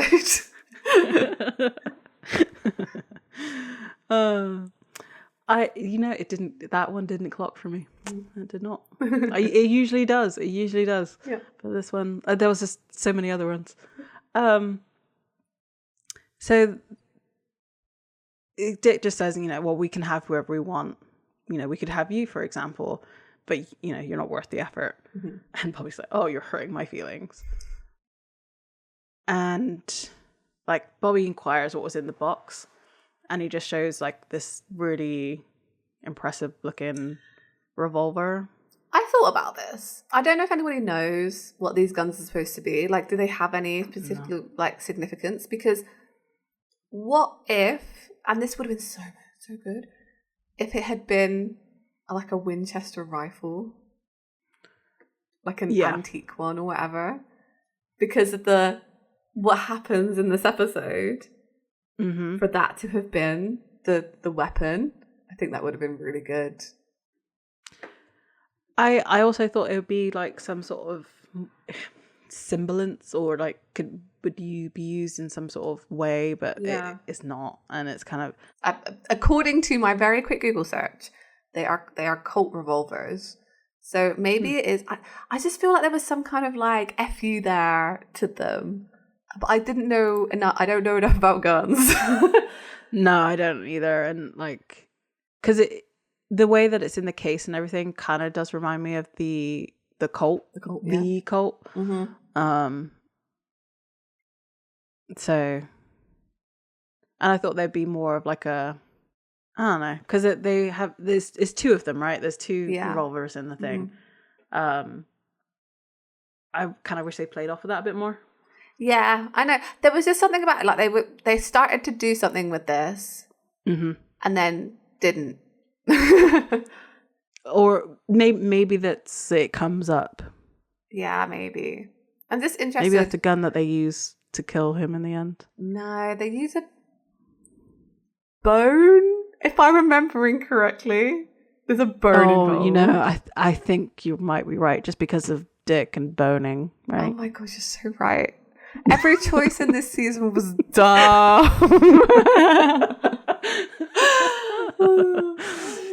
Just imagine them all sat around the writer's room like, huh. If only Kripke thought of this, he'll still be here. Just kidding. Yeah. So Dick is sort of complimenting the human race, and how they had the ability to form a machine. Just one of your species' most inspired inventions. I mean it. I really think you guys have spunk.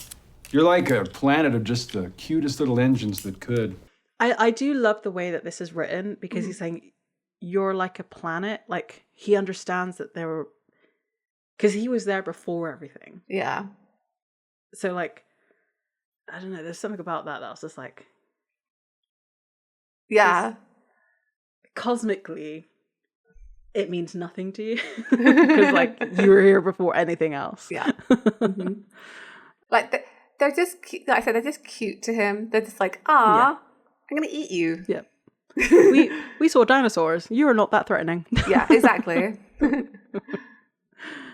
And then he kind of I hate this line, but I love this line. Yeah. Because he's like, but like the late great actual Dick Roman used to say to the whores he kicked out of the presidential suite, cute, don't quite hack it, sugar. I don't know why I like that, but I do. It's really mean. It's very condescending. And also it implies that Dick wasn't a great person before he was a Leviathan. True. He almost sounds like a better person now. Yeah, to be fair, like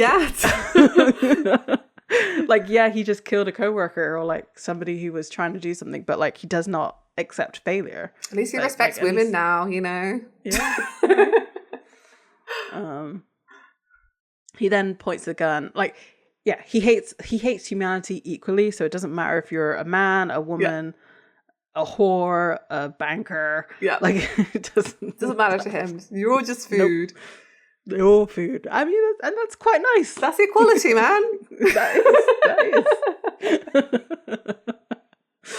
is. And Bobby's like, all right, just stop talking. Like, if I'm not worth it, then just shoot me, basically.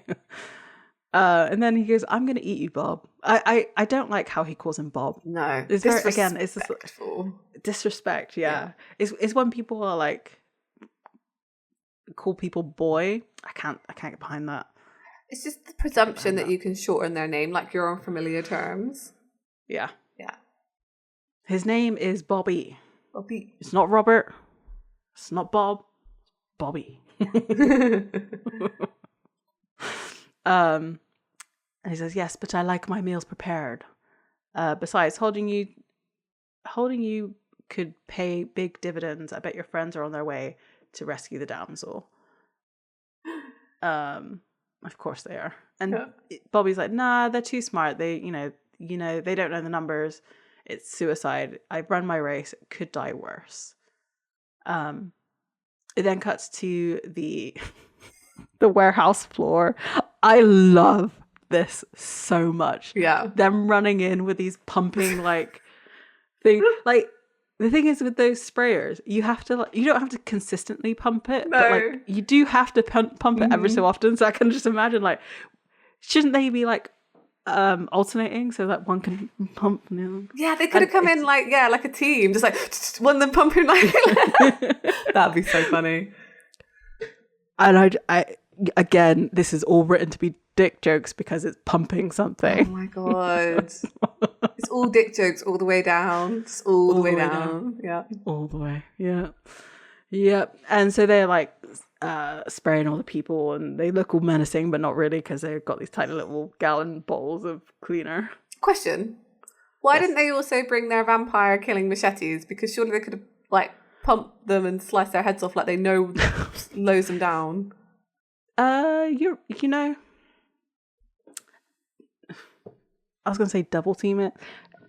I'm sorry. I walked into that. Right, yeah. One of them pump and spray. One of them slice and dice. Yeah, you know? Yeah. Yep. Yep. Yep. We would call it... You know, we're taking our own jokes on this one. The move would be called the pump and dump. Yeah. I hate myself. Oh, dear. Yeah. Yeah. I'm sorry. It was good. Yeah. No, don't be. It's good. Yeah. It's my turn. Yeah. Yeah. After that, I'll just keep that long pause in. So, While we feel ashamed. I'm so ashamed of myself. And proud. So Dick and Bobby hear the screaming from downstairs and Dick just says, "I'd stay in the chair." And again, he's so arrogant because he just assumes that Bobby's going to listen to him.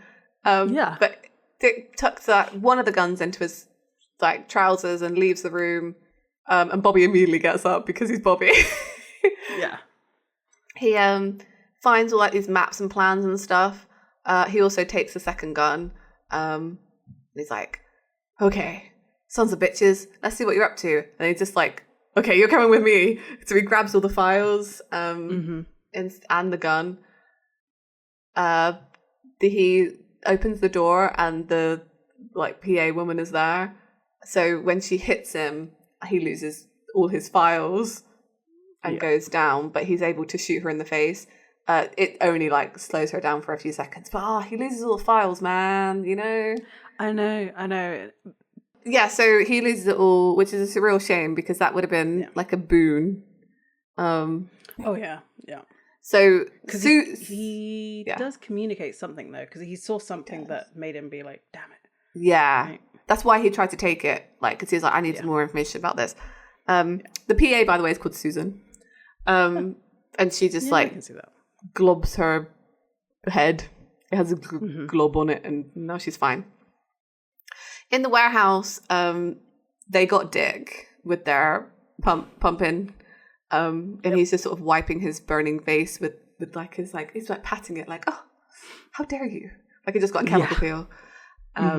They're out of cleaning fluid, so Dick sort of walks up to Sam. He's like, "Sam, that is not how we communicate from a place of yes. That was bracing. Where'd you kids find this stuff?" And then Bobby shoots Dick twice. Yeah. In the back. And he's like, hey, that's mine, like meaning the gun. Dean throws like more of the borax solution onto Dean, and they like they choose it. They're like, bye. So Dean and Sam run out, and Bobby follows them, but like he gets slowed down essentially. Yeah. Dean and Sam manage to get to the van, and they're like, where's Bobby? Where's Bobby? We see back at Bobby, he's got like a thing, like it's like a crowbar, maybe? Crowbar, yeah, that's the word I'm looking for. And he smacks the bodyguard with it, at least to stun him, and he manages to run out towards the vehicle, and they're like, come on. He opens the sliding door, and we see Dick like draw his gun as Bobby gets in, and Bobby shouts, go, go. And then we hear Dick shoot. And Dean just says, son of a bitch, I'm glad you got in. He almost took your freaking head off. And then Sam says, hey, Bobby, your hat. I'm gonna cry. And Sam holds up Bobby's hat, and Bobby doesn't say anything. And they notice there's like a bullet hole in the hat. And they look in the back seat, and they just go, Oh, God. Bobby! Bobby! Bobby! Bobby! and that's how the episode freaking ends. It just fades to black. You can't do that. No, you're not allowed to do that. With a bullet hole like right there. No. I can't imagine the fandom reaction for that whole week of having to wait to find out if Bobby was dead or not. I know. Was it even a week? Could it have been longer? Maybe. Could it have been longer? Was this the mid-season finale? That's just cruel. I'm going to look it up. That would be me too. Let's do it. Right. So this was 18th of November. The next episode. There was like 3 weeks. December. Mean. The horrors. The horror. Oh. Yikes. Having to wait that long, November 18th to December 3rd, to find out if Bobby was alive or not. Cruel. Absolutely. Yeah. Ugh. Unnecessary. I like this episode. It's plot heavy. The dick jokes are good. I like that Sam and Dean both get their moment with Bobby before he gets shot, which makes it more sad. But at the same time, I appreciate that they did it. It'll be interesting to see like what they take away from each of their conversations, because you know what is said to them and what their actions are after what is said to them by somebody who dies is never like what that person intended. Yeah, I'm looking forward to seeing their reactions to Bobby. Yes. What they end up taking away from the conversations that they've had with, I mean, we have talked about this episode before, so it's not a huge spoiler, but I'm not gonna say all of it. But this would be another catalyst for them to split. Yeah. Because they would like blame themselves and blame each other for like Sam will blame Dean for even suggesting that they go inside, because they could have been like, well, Bobby is Bobby. He's going to get out. Like, yeah. He's Bobby, right? He's invincible. He's Bobby. Yeah. So like, did the action cause the Bobby's demise, or would inaction do it? Yeah. So yeah. Things happen. I remember some of it. And it's interesting. Like, I feel like the season really takes a turn from this point. So it's good. But yeah. I'm really not looking forward to the next episode, just because it's going to be really sad, and I don't want to deal with a sad episode. I know. It is going to be out real sad. It's going to be really sad. Because we can. And I don't know if I appreciate alternate universe Bobby. He's not Bobby. Anymore. Yeah. No, he's not. He's not Bobby. And it annoyed me as well, because I was like, this isn't Bobby. And he doesn't act like Bobby. And I don't know why we're calling him Bobby, because he's not Bobby. Yeah. Nope. So. Yeah. Because he's not given the same like tough love. He's not their protector anymore. Because they've moved past needing Bobby at that point. And it's almost worse. Like, they lost Bobby, right? And then for him to be there, but not to be him, there's something really like, horrifying about that. Yeah. You know? Yeah. I kind of, these episodes do annoy me because they do come up in shows a lot where it's like almost a bridging. It's just to draw out your like, are they or aren't they kind of situation. And whenever I watch them on like a rewatch, I tend to sort of skip through them. Skip it. Yeah. No, I get it. Yeah. No. But it is good for character building. I will say that. Like when the characters come out the other end of these, when that happens, you're like, oh, I understand them on a new emotional level. Yeah. And I feel like though with Supernatural, it's always slightly different because they're always in near death situations. True. So like it, there is an element of like, well, Bobby will survive this again because he's Bobby, like he's invincible like this. So I feel like it is an extra kick in the teeth that it doesn't. Yeah, no, I agree with you. Okay, yeah. But, other than that, I think the humor in this episode is really good.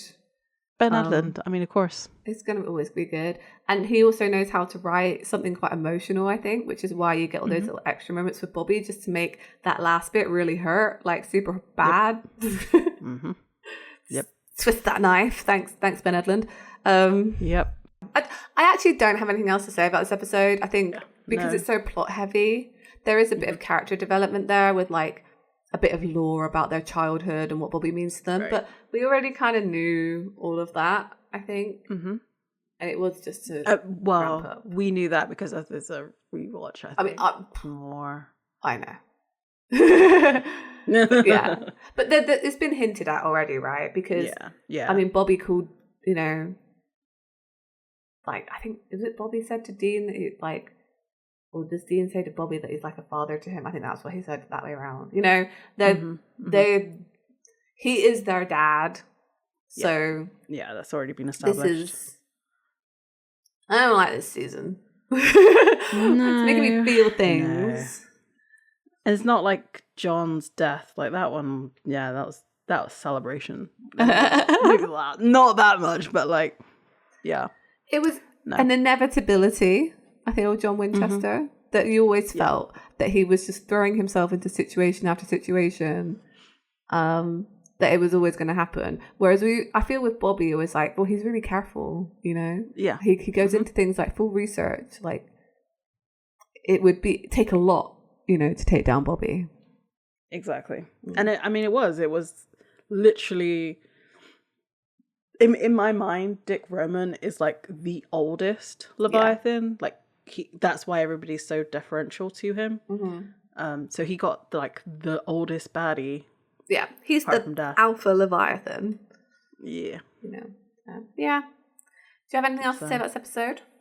I don't think so. It was good, like the writing, like you said. And next week or next episode's gonna be. It's gonna be something. It's gonna be hard for it to just sit and watch it, I think. I think so. Yeah. And it's Sarah Gamble who writes it too. She can do those like really other emotional ones too. So we'll see. But it's directed by Bob Singer, so there is that too. Yeah. we got some fun those stuff. Two things. Yep. All right. Okay then. Well, at the end of this episode, we'd like to thank the Pixel Agora for his wonderful art on our podcast. If you would like that art, it's purgatory art, so we're getting there, guys.